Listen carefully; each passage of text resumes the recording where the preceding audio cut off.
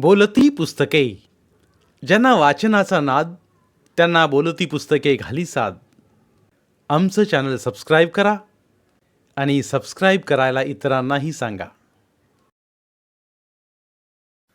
नमस्कार श्रोते मित्र हो. बोलती पुस्तके सादर करीत आहे लेखक श्री दशरथ गावडे लिखित कादंबरी फेरा, प्रकरण 60. पोरांनो, आजच काकू दगावली या. तुम्हा आम्हा सगळ्यांनीच दुःख झालं या. उद्या पतोर सगळ्यांचंच दुःख जरा कमी होईल. आजचा दिवस तुम्ही सगळी हितच राहावा आणि जरा विश्रांती घ्यावा. कुठनं लांब आल्यासा वाटतंय. जागरणीनं सगळ्यांचंच डोळं लाल भडक झाल्यात. उद्यापासून बोलूया. दादाने बी तसं सांगितलं या. ज्योतिबानं सांगितलेलं संजयला व उमेशला पटलं. नवगुडकरांनी आणि शिवाजीनं या दोघांबद्दल मनात निर्माण झालेला प्रश्न तुर्तास बाजूला ठेवला व ज्योतिबानं सांगितलेल्याचं त्यांना बरं वाटलं. लहान असताना हे घरातनं भांडण करून मुंबईला गेले होते. ते आत्ता इतक्या वर्षांनी परत आले आहेत, तेही आईच्या मृत्यूच्या दिवशी. म्हणून वडिलांचा राग कदाचित उफाळून आला असेल. पण उद्यापर्यंत सर्वांच्याच मनातलं दुःख आणि राग जरा कमी होईल व नंतर शांतपणे बसून बोलता येईल. कारण जोडीदारणीला त्यांनी गमावलंच आहे, पण इतक्या वर्षांनी आलेल्या आपल्या मुलांना ते गमावणार नाहीत, असा दुसऱ्या बाजूने त्यांनी विचार केला. सुगंधानं सगळ्यांसाठी डाळ भात बनवला व जेवायला वाढलं. पोटाला आधार लागल्यावर चटई टाकून सर्वजण जरा आडवे झाले. पाटलांच्या घरात शेजाऱ्या पाजाऱ्यांनी जेवण आणून दिलं होतं. सगळ्यांचं अन्नावरचं मनच उडालं होतं. तरी पण सर्वांनी त्यांना बळणच 2 घास खायला लावले. नंतर शंकर व सगळे सहकारी आपापल्या घरी गेले. आशाचे मामा मामी पण आपल्या घराकडे गेले. शांताचा भाऊ व भावजय पण त्यांच्या गावी निघून गेले. पुन्हा सर्वांना बुधवारी कावळ्याला नैवेद्य ठेवायला यायचं होतं. संध्याकाळच्या वेळेस पूर्व दिशेनं वळवाचा आभाळ काळवंडून आलं. जोराचा वारा सुटला. विजा चमकू लागल्या. कानठळ्या बसवणारा गडगडाट चालू झाला. पावसाचे टपोरे थेंब पडू लागले. सोबत गाराही पडू लागल्या. जोराचा पाऊस चालू झाला. गारांचा खच पडला. दुपारी उकडत होतं, त्याचाच हा परिणाम होता.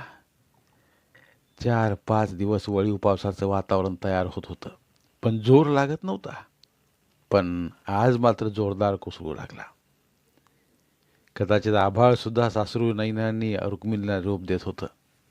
दुःखात जळलेल्या आणि अग्नीनं जाळलेल्या देहाला थंड करीत होतं. बराच वेळ पडून पाऊस शांत झाला. वातावरणात गारवा निर्माण झाला. रात्री संगीतानं आणि सुनीतानं जेवण आणून दिलं. त्यांनी सगळ्यांना जेवण वाढून दिलं. सर्वांनी 4-4 घास खाल्ले. आईच्या आठवणीनं आशाला घास गिळत नव्हता. दिवसभर रडून रडून ती पार नेबळून गेली होती. तिला संगीतानं 4 घास भरवले. सर्वांनी खाल्ल्यानंतर दोघींनी मिळून सर्व भांडी घासून व धुवून ठेवली आणि त्या आपापल्या घरी निघून गेल्या. पाऊस पडून गेल्यानंतर कातर वेळेस सगळे सहकारी पाटलांना आधार द्यायला येऊन बसले होते. ते सुद्धा उठून गेले. शामरावनं जनावरांच्या चारा पाण्याची सोय केली व येऊन तो पाटलांच्या बाजूला आडवा झाला. शांता आशाच्या बाजूला झोपली. आई पुन्हा कधीच दिसणार नाही. ती कुठे गेली असेल या विचारानं आशाचा जीव कासा वीस होत होता. आई सोबतच्या सुखदुःखांच्या आठवणीने तिला भडभडून येत होतं. ती सारखी सारखी रडत होती. मी हाय लेखी, मी हाय, तू काय बी काळजी करू नकोस, असं सांगून शांता तिला समजावत होती. पण आईच्या आठवणी आणि भेडसावणारं भविष्य यामुळे तिला हुंदक्यावर हुंदके फुटत होते. काही केलं तिला झोप येत नव्हती. रात्री सुगंधाच्या घरात पण सगळ्यांनी 4-4 घास खाल्ले व अंथरुणात आडवे झाले. अंथरुणात पडल्यावर दोघांच्याही डोक्यात विचार दाटू लागले. विस्मृतीत गेलेल्या अगदी मुळापासूनच्या सगळ्या घटना आठवू लागल्या. प्रत्येक घटना त्यांचीच चूक दाखवत होती, मनाला घायाळ करून जात होती व त्या चुकांचा भीषण परिणामही दाखवत होती. मन गदगदून भरून येत होतं, अंगावर शहारे येत होते. मात्र वेळ केव्हाच निघून गेली होती. पण आता येणाऱ्या वेळेत आपण आपल्या चुकांची भरपाई केली पाहिजे. जीवनात जशीच्या तशी भरपाई तर कोणी कुठल्याच गोष्टीची करू शकत नाही, मग ती मदतीची असो वा कर्तव्याची. पण डोळ्यावर ओढून घेतलेल्या झापडांना बाजूला सारून आपल्या कर्तव्याचं भान ठेवत इथून पुढे आपण घराला सांभाळलं पाहिजे, असा विचार करीत ते झोपी गेले. रात्रीचा खळाळता काळोख सगळीकडे पसरला होता. रुक्मिणी वारल्यामुळे गावाघरात भयान शांतता नांदत होती. भीतीचं एक अदृश्य सावट संपूर्ण गावावर पसरलं होतं. अंधाऱ्या रात्रीला भयान रूप प्राप्त झालं होतं. अशाच काहीशा वातावरणात यमेवाडी गाव झोपी गेलं. सकाळ झाली. रुक्मिणी गेल्याचा दुसरा म्हणजेच मंगळवारचा दिवस उगवला. जाग आल्या आल्या संजयच्या आणि उमेशच्या मनात धस्स झालं. गेल्या 2 दिवसापासनं त्यांचं मन दुःखानं आणि ताणतणावानं भरून होतंच. त्यात आणि आज जीवनातली सगळ्यात मोठी परीक्षा द्यायची होती. दोघांचीही अंग शहारून आली, मनात गलबलू लागली, हृदय धडधडू लागली. कारण आजचा प्रसंगच तसा होता. आपल्याच लोकांना सामोरं जाण्याचा प्रसंग होता. ज्यांना घाबरून घर सोडावं लागलं होतं, शेवटी त्यांनाच तोंड द्यायचं होतं. आज जन्मदात्यांसह सर्व आप्तेष्टांचा सामना करावा लागणार होता. आज रक्तच रक्ताची परीक्षा घेणार होतं. वेळ अटीतटीची होती. परिस्थिती नाजूक बनून राहिली होती. घरात कोणत्या तोंडानं जायचं, जाऊन काय बोलायचं, काहीच सुचेना. दोघांच्याही मनात धडकी भरली. पण येणाऱ्या प्रसंगाला तर तोंड द्यावंच लागणार होतं. आज सुद्धा शिवाजीचाच त्यांना भक्कम आधार वाटत होता. सासरेही सोबतीला होतेच. चहा पाणी आटोपून सगळेजण साधारणतः 8च्या सुमारास तयार होऊन बसले. पाटलांच्या घरातल्यांनी पण चहा पाणी आटोपलं होतं. सगळेच उदास व शांतपणानं बसून होते. दादा, पोरासनी घेऊन येऊ? ज्योतिबाने येऊन पाटलांना विचारलं. त्यासनं याची इच्छा असेल तर घेऊन ये. दादा, कलच्यानं पोरं रडाल्यात. आमच्याकडं कोण बघना झालंय, आम्हा सांग कोण बोलना झालंय, असं म्हणून रडली बिचारी. बरं, बोलवून आण त्यासनी. ठीक आहे, आणतो, असं बोलत ज्योतिबा बाहेर गेला. कमळाबाई, शांता, आशा, शारूबाई, संगीता, सुनीता या सगळ्या जणी बाहेरच्या संपात बसल्या होत्या. पाटील, श्यामराव, शंकर, गंगाराम, महादेव, नारायण, तुकाराम, श्रीपती, भाऊ, आशाचे 2 मामा हे सर्वजण भिंतीला तट्ट्याला टेकून बसले होते. सगळ्यांच्या मनात बेचैनी वाढलेली. इतक्या वर्षांनी परत आलेल्या पोरांबद्दल आता सर्व काही समजणार म्हणून प्रत्येकाची उत्सुकता वाढलेली. जो तो दरवाजाकडे माना वळवून बघतेला. तेवढ्यात ज्योतिबा आत आला. पाठीमागनं नवकुळकर, शिवाजी, संजय, उमेश, सुगंधा, सुमित्रा देवी, साधना आणि संध्या या सर्वांनी खाल मानेनं घरात प्रवेश केला. सर्वजण त्यांच्याकडे पाहतच राहिले. पण पाटलांनी आणि आशानं त्यांच्याकडे बिलकुल पाहिलं नाही.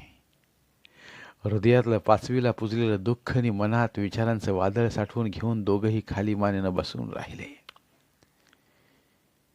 श्यामराव आणि शांता तर भरल्या डोळ्यांनी पापणी न मिटता दोघांकडे पाहू लागले. बसल्या बसल्याच निरखून पाहत त्यांना ओळखण्याचा प्रयत्न करू लागले. लहानपणीच्या आठवणीतल्या चेहऱ्यांची आणि आत्ताच्या चेहऱ्यांची जुळवाजुळव करून पाहू लागले. सांगड घालू लागले. संजय व उमेश ज्या घरात जन्मले होते, पोटावर रांगले होते, आई बाबा व अक्काचं बोट पकडून चालायला शिकले होते, लहान असे मोठे झाले होते आणि ज्या घरात बालमनावर कोरल्या गेलेल्या आणि नंतर विस्मृतीत गेलेल्या लहानपणीच्या सगळ्या आठवणी होत्या, तेच हे घर होतं. होय, तेच हे घर होतं. ज्याची शेणानं सारवायची भुईही तीच होती. ज्याच्या तुळ्या आणि आढ्याचे वासेही तेच होते आणि ज्याची त्यावेळीची मानाची बंगलोरी कौलं सुद्धा तीच होती. काहीही बदललं नव्हतं. सगळं कसं जसं होतं अगदी जसंच्या तसं होतं. पण आजची त्याची अवस्था मात्र फार दयनीय झाली होती. भुई जागोजागी उखडून गेली होती. तुळ्यानी वासे काळे ठिक्कर पडले होते. त्यांना कीड लागून भोकं पडली होती आणि लाल भडक असलेली कौलं काळी ठिक्कर पडली होती. परिस्थितीच्या काळाखात सगळं जर्जर होऊन जिथल्या तिथं स्थिर होतं. इतक्या वर्षात वेळ आणि काळ प्रचंड प्रमाणात बदलले, पण घर मात्र बदललं नव्हतं. बदलणाऱ्या काळाच्या थपडा खात होतं तसंच ते उभं होतं. घरात पाय टाकताच आईच्या आठवणींबरोबरच काल निरंतरतेत विस्मृतीत गडप झालेल्या दोघांच्याही मनातल्या आठवणींचा कप्पा अगदी प्रकर्षानं खुलला. मनात कल्लोळ माजला. मनातली चलबिचल, हृदयातली कालवा कालव आणि आईच्या आणि घराच्या आठवणीमुळं मन भरून येऊन हुंदक्यावर हुंदके फुटू लागले. डोळ्यांना रुमाल लावून आई, थोरली आई असं म्हणत दोघंही मोठ्यानं रडू लागले. बेंबीच्या देठापासून दुःख कळवळत बाहेर पडू लागलं. वॉशरूम वाटे उघडू लागलं. त्यांना रडताना पाहून रुक्मिणीच्या आठवणींना सगळ्या बायकांच्या डोळ्यातनं अश्रू गळू लागले. सहकाऱ्यांचे डोळे पाणावले. शंकरचेही डोळे भरून आले. अपवाद फक्त आशाचा आणि पाटलांचा. दोघंही खाली मान घालून धीरगंभीरपणे बसून होते. नंतर शिवाजीनं संजयच्या आणि उमेशच्या खांद्यावर हात ठेवून त्यांना आधार देत एका ठिकाणी बसवलं. नवकुळकर आणि तो स्वतःही त्यांच्या बाजूला बसले. त्यांना रडताना पाहून सचिन व सौरभ घाबरून रडू लागले. सुमित्रा देवी त्यांना समजावत बाहेर घेऊन गेल्या. सुगंधा, साधना व संध्या इतर बायकांजवळ जाऊन बसल्या. कोणी काहीच बोलत नव्हते. काही वेळानं शिवाजीनं दोघांनाही शांत केलं. पाटीलने आशा सोडले तर सगळ्यांच्या नजरा त्यांच्याकडेच लागल्या होत्या.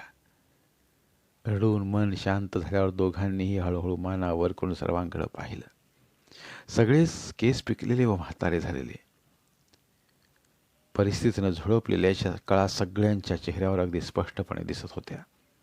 त्यांचे रापलेली सुरकुतलेले चेहरे, रोडावलेली चिंबलेली अंग, काळवंडलेली मनं त्यांना स्पष्टपणे दिसू लागली. त्या सर्वांमधनं एक पांढऱ्या धूर मिशा पिकलेला आणि टक्कल पडलेला म्हातारा खाली मान घालून धीरगंभीरपणे भिंतीला टेकून बसलेला दिसला. आबा! बेंबीच्या देठापासून कळवळत येत संजयच्या तोंडातला शब्द बाहेर पडला. विजेच्या चपळाईनं उठून तो धाडकन जाऊन रडतच त्या म्हाताऱ्याच्या पायावर पडला. तो म्हातारा दुसरा तिसरा कोणी नसून आपला बापच आहे हे त्यानं बरोबर ओळखलं.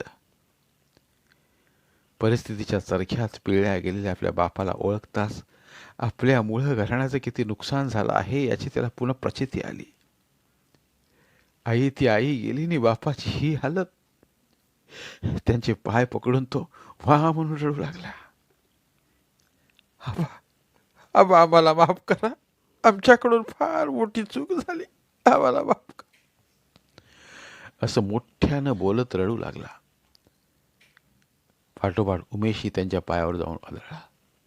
थोरले आबा, आम्हाला माफ करा असं म्हणत त्यांचे पाय पकडून तोही रडू लागला. पुन्हा सगळ्या बायका रडू लागल्या. शांतानं मोठ्यानं सूर लावला. आशा मात्र पुतळ्यासारखी बसलेली. पायावर पडल्या दोघांनाही पाटलाने आपल्या हाताने उठवून समोर बसवलं. दोघंही भरून ओघळणाऱ्या डोळ्यांनी त्यांच्याकडे पाहत हात जोडून आबा, थोरले आबा असं म्हणत रडू लागले. काल रुक्मिणीच्या अंत्ययात्रेवेळी पाटलाने दोघांनाही अस्पष्ट पाहिलं होतं. आता एकदम डोळ्यांसमोर येता दोघेही ओळखून येऊ नयेत असे अंगानं धिप्पाड झालेले त्यांना दिसले. रंगानं गोरे पान आणि उंच पण बरेच झालेले दिसले. तरीही पाटलाने त्यांना ओळखलं नाही. पण जरा निरखून पाहिल्यावर त्यांची ओळख लागली. दोघंही लहान मुलांसारखे कळवळून व हात जोडून रडत होते. तरीही पाटलांच्या मनाचे भाव तसूभरही बदलले नाहीत. आबानी थोरले आबा म्हण. मीही तुमचा आबा बी नव्ह आणि थोरला आबा बी नव्ह. थोड्या वेळानं ते त्यांना थोडंसं उपहासात्मक असं बोलले. असं म्हणू नका आबा, असं आमच्यामुळं तुम्ही सर्वांनी किती दुःख सोसलंय ते सगळं आम्ही समजून गेलो आहोत. माझी आई सुद्धा हेच दुःख सोसत गेली. सगळ्या घडलेल्या प्रसंगांना आम्ही दोघंच जबाबदार आहोत. आम्ही तुम्हाला आजपर्यंत दुःखाशिवाय काहीच दिलेलं नाही, पण आता आता सगळ्या दुःखांची भरपाई आम्ही करू. असं दुःखाने कळवळत आणि गहिवरलेल्या स्वरात संजय बोलला. तो असं बोलल्यावर पाटील थोडा वेळ त्याच्याकडे गंभीरपणे पाहतच राहिले. सगळ्या दुःखांची भरपाई? हे भरपाई जर तुम्ही करणार अशिला तर पहिल्यांदा माझ्या रकमेला परत आणा, मग बाकीच्या भरपाईबद्दल बोलूया. हे पाटलांचा कंठ दाटून आला, अंगाला कापरा सुटला. दाटलेल्या आवाजात ते असं बोलले. दोघांनाही पुढं काय बोलायचं काही सुचेना. त्यांनी एकमेकांच्या तोंडाकडे पाहिलं. नंतर हाताच्या ओंजळीत तोंड लपवून आबा चोरले आबा असं बोलत रडू लागले. शामराव, गंगाराम आणि महादेव नंतर काळजीनं एकमेकांकडे पाहिलं. तसंच आशाच्या मामांनी पण एकमेकांकडे पाहिलं. मध्ये तोंड घालावं तर पाटील काहीतरी रागानं बोलणार म्हणून ते गप्पच बसले. या दोघांची जरा चांगलीच हजेरी घेऊ दे म्हणून बाकीचे सर्वजण अगदी गप्प राहिले. शांताला काहीच कळेना. बापही माणसं काही बोलत नाहीत, मग बाई माणसानं मध्ये कसं तोंड घालायचं म्हणून तीही गप्पच बसली. काही झालं तरी पोरांना आता इथनं जाऊ द्यायचं नाही, तरीही त्यांची जरा उलट तपासणी घेऊ दे म्हणून कमळाबाई पण गप्पच बसली. संगीताला आणि सुनीतालाही अगदी तसंच वाटलं. अरे सांगा की, माझ्या रकमेला परत आणून देणार हायच आहे काय तुम्ही? हे ते जर जमत नसल तर मरण कळा सोसलेली आमची 18 वर्ष आम्हासनी परत आणून द्या. द्याल? पाटील असं बोललेलं ऐकून दोघेही सुन्न पडले, निरुत्तर झाले. बोलायला जागाच उरली नव्हती. खाली मान घालून ते रडत गप्पच बसून राहिले. आता का गप्प बसल्यासा? पाटील, गंगाराम पुढे काहीतरी बोलणार एवढ्यात पाटलाने त्याच्याकडे पाहिलं व हात पुढं करीत त्याला थांबवलं आणि दाटलेल्या पण थोड्याशा चढ्या आवाजात ते त्याला बोलले.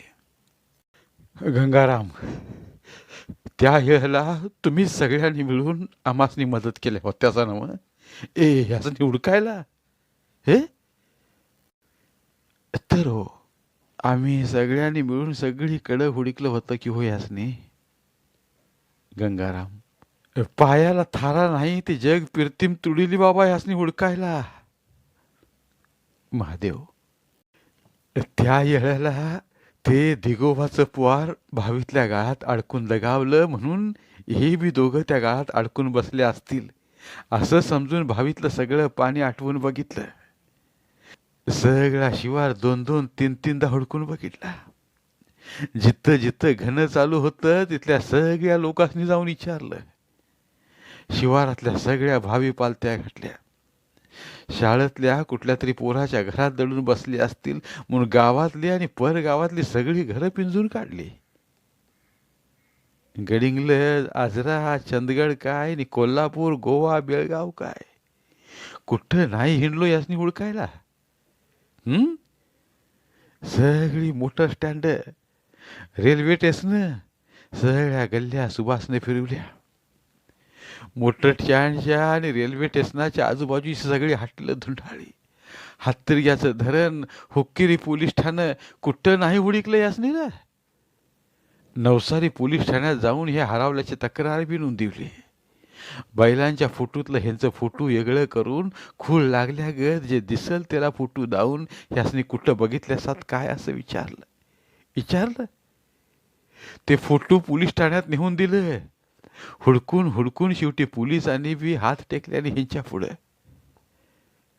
मनात शंका राहू नये म्हणून एकेका जागेला 2-2, 3-3 वेळा जाऊन चौकशी करून आलो. कुठं ना कुठं तरी नक्की गावतील म्हणून सुभाषच्या गाडीला विश्रांती न देता तिला अगदी ठारा नाही ते रात ध्याड पळवली. मुंबई पस्तोर जाऊन यासनी हुडकलं.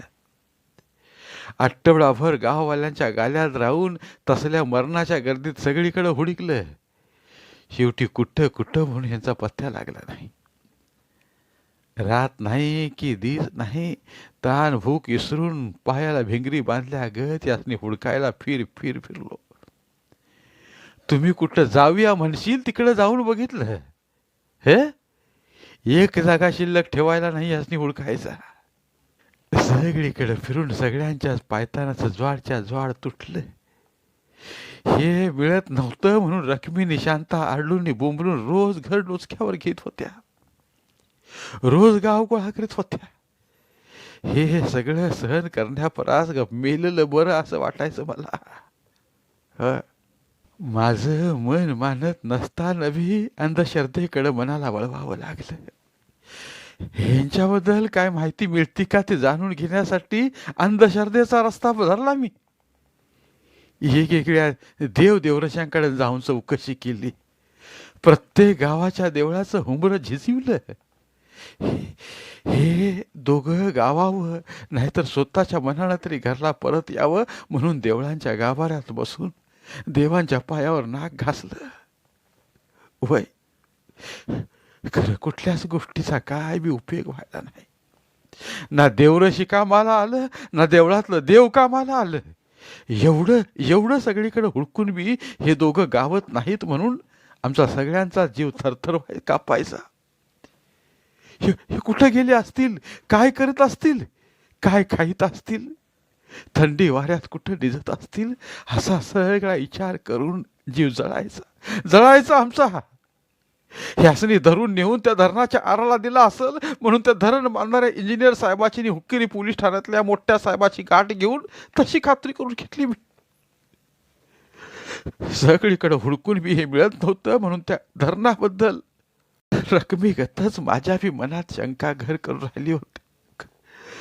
खरं माझ्या मनातली शंका बोलून दावली तर घरातली सगळी जुरत बसतील म्हणून मी कुणाला बी काय बोललो नाही. मनातली शंका मनातच दाबून ठेवली मी. त्या शंकेनं तर रोज माझ्या अंगाचं पाणी व्हायचं. हुरहुरीनं रोज माझी आतडी तुटायची. आतडीनं आन घोड लागत नव्हतं मला. माझी रकमी बाकी 18 वर्ष ही शंका मनात ठेवून झुरली आणि आता कायमची निघून गेली. रोज ह्यांच्या आठवणीने रडायची. ह्यांच्या शिफ्टी रडतच गेली. ह्यांची आठवण येऊन जीव नकोसा व्हायचा मला. ह्यांच्या आठवणीमुळं मनाला होणारं जीव घेणं दुःख विसरण्यासाठी शेवटी मी स्वतःला कामात गुंतवून घेतलं. मीच जर ढासळलो तर सगळं घर बी ढासळणार म्हणून सगळ्यासनी कामात गुंतवून टाकलं मी. हळूहळू सगळ्यांनी कामात मन लावलं. खरं रकमी बाकी शेवट पत्थूर या दुकानातनं बाहेर आलीच नाही. वळवाचं आभाळ दाटून आलं की ह्यांच्या आठवणीनं माझं बी मन दाटून यायचं. जीव नकोसा व्हायचा माझा. डोळ्यातनं आसवं गळायची. खरं सांगू कुणाला? हे मीच जर रडत बसलो तर घरातली सगळीच रडत बसणार म्हणून मनातल्या मनात सगळं दुःख गिळत राहिलो. ऊन पाऊस थंडी वारा काय बघितलं नाही. अगदी पहिल्या गतच श्यामासंग शेतात राबायला चालू केलं. दिसभर कामात कसा तरी येळ निघून जायचा. खरं रात्रीला डोळ्याला डोळा लागायचा नाही. गेल्या 18 वर्षात घरात कुठला सण साजरा केला नाही. काय गोडधोड केलं नाही. निव्वळ ह्यांच्या आठवणी झुरत जगलो आम्ही सगळी जण.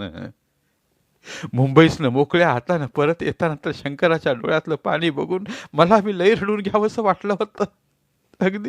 अगदी जलमाचं रडून घ्यावंसं वाटलं होतं. खरं श्यामा बाजूला बसला होता. त्याचा बी बांध फुटणार आणि तो कमजोर पडणार म्हणून मला मन घट्ट करावं लागलं. अरे आम्ही बाप हवा तुमचं बाप. आमचं मन कसं करणार तुम्हाला नाही? हे बापाचं मन कळायला बापच व्हावं लागतं या. तवा पोरासाठी बापाचं मन कसं तळमळतं या, कशी आतडी तुटत्यात ते कळतंय. पाटलांचं बोलणं संपत आलं त्यावेळी त्यांचा ऊर भरून आला, कंठ दाटून आला.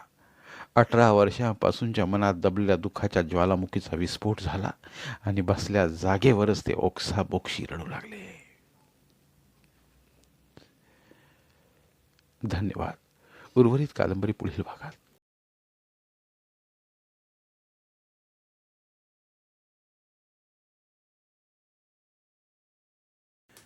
धन्यवाद. प्रिय श्रोते मित्र हो, आपल्यासाठी एक आवाहन. आमच्या चॅनलच्या प्लेलिस्ट विभागात तुमच्यासाठी शेकडो कादंबऱ्यांचे ऑडिओ बुक्स उपलब्ध आहेत. तिथे प्रत्येक कादंबरीचे सर्व भाग एकत्रित मिळतील. त्यामुळे सध्या सुरू असलेल्या क्रमशः कादंबरीच्या पुढील भागासाठी वाट पाहण्याची गरज नाही. तुमच्या वेळेनुसार तुम्ही संपूर्ण कादंबरी सलगपणे ऐकू शकतात आणि साहित्याचा आस्वाद घेऊ शकता. कृपया आमच्या चॅनलच्या होमपेजवर जाऊन प्लेलिस्ट चेक करा आणि तुमची आवडती कादंबरी निवडा. धन्यवाद.